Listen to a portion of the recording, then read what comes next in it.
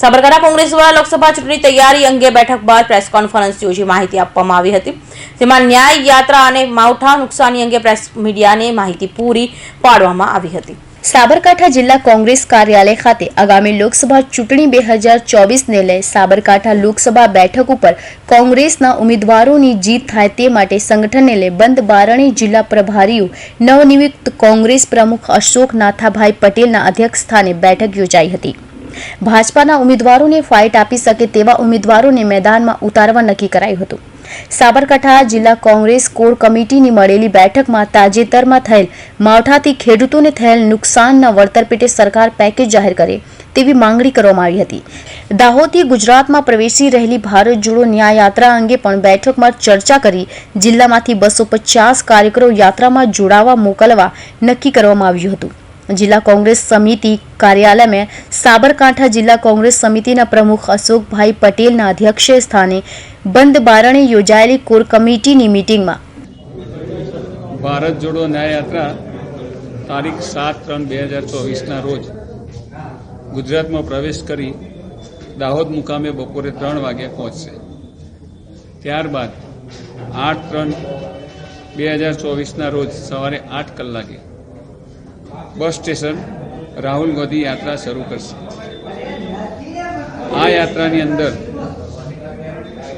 जोड़ावा माटे साबरकांठा कांग्रेस समितिना सौ आगेवानो 7 तारीखे बपोरे 4 वागे कांग्रेस कार्यालयथी दाहोद मुकामे पहुंचवा माटे અહીંથી નીકળશે અને સવારે 8 તારીખે 8 વાગે દાહોદ મુકામેથી જે યાત્રા નીકળવાની છે ત્યાં સૌ કાર્યકરો હાજર થશે અને યાત્રાની અંદર જોડાશે। આશરે કેટલા કાર્યકરો હાજર રહેશે અને કઈ રીતની આગામી આ જે રણનીતિ છે તેની અંદર જે લોકસભા છે તેને આવરવા માટે કઈ રીતના પ્રકારના આપણે મુદ્દાઓ જે સ્થાનિક મુદ્દાઓ છે કઈ પ્રકારના મુદ્દાઓ રહેશે? સાબરકાંઠા જિલ્લા કોંગ્રેસના જે ચુનંદા કાર્યકરો છે અંદાજિત 200-250 કાર્યકરો અહીંથી આ ભારત જોડો યાત્રાની અંદર જોડાશે। 8 તારીખે સવારે 8 વાગ્યાથી મોડીને રાત્રે પૂર્ણાહુતિ સુધી આ યાત્રામાં પદયાત્રા અને વાહન યાત્રા બંનેની અંદર કોંગ્રેસના કાર્યકરો જોડાવાના છે।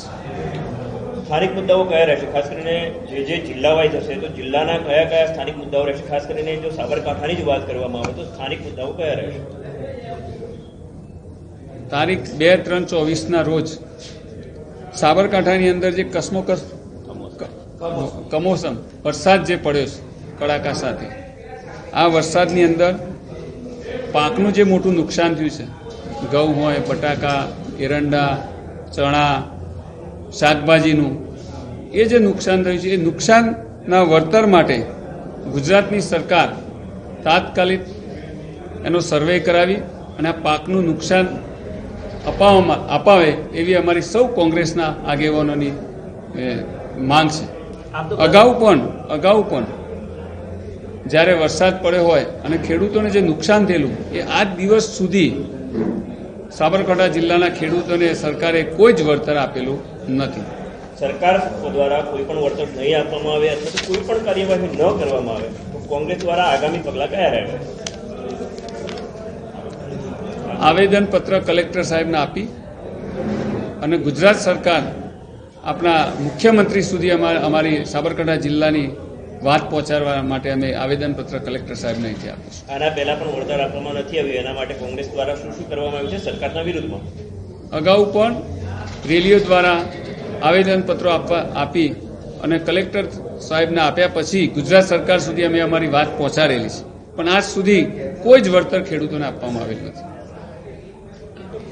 સાબરકાંઠા જિલ્લાના પ્રભારીઓ કાંતિભાઈ ખરાડી, દિનેશભાઈ ગઢવી, कांग्रेस विधानसभा पूर्व उम्मीदवार कमलेशभाई पटेल, रामभाई सोलंकी, पूर्व जिला पंचायत प्रमुख राजेंद्र सिंह कुपावत सहित कांग्रेस कोर कमिटी सभ्यों उपस्थित रहा था।